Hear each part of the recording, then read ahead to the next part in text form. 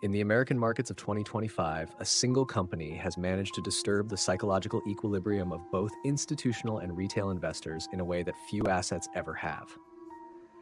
It is the kind of story that traders replay after hours in dimly lit offices, the kind that forces portfolio managers to quietly reevaluate long-held assumptions about power infrastructure, valuation logic, and the future shape of the AI economy.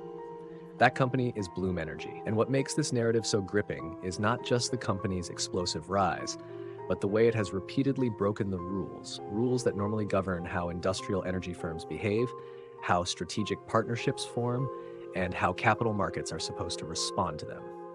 The foundation of the story is a crisis so severe that it has reshaped the architecture of the modern data economy. By late 2024 and early 2025, AI data centers began consuming electricity at rates far beyond what regional grids could deliver. Under normal conditions, a data center developer submits an interconnection request to a utility, waits many months or even years for load studies and environmental reviews, eventually secures approval for substation construction, and then slowly brings redundant power systems online. The timeline is predictable, linear, and painfully slow. But the demand created by the AI boom did not merely strain this system, it obliterated it.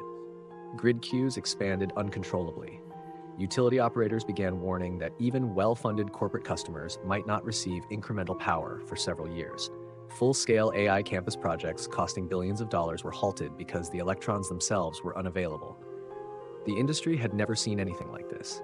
It was an unprecedented collapse of the basic support structure of the digital world. Into this vacuum stepped Bloom Energy. Bloom's solid oxide fuel cells generate electricity through electrochemical reactions instead of combustion. This makes them modular, stationary, and uniquely capable of delivering multi-megawatt output directly on customer property. Because they sit on site, they bypass transmission systems entirely and avoid the bureaucratic choke points of grid interconnection. For years, analysts had viewed Bloom's products as high quality, but limited to niche use cases. That perception changed rapidly in 2025. As utilities faltered under the weight of demand, Bloom systems became the only viable alternative in certain regions where grid access was effectively non-existent. The first major shock came on July 24th, 2025. Oracle announced that it would deploy Bloom Energy servers across parts of its AI cloud infrastructure. The part that stunned the market was not simply the partnership, but the timeline.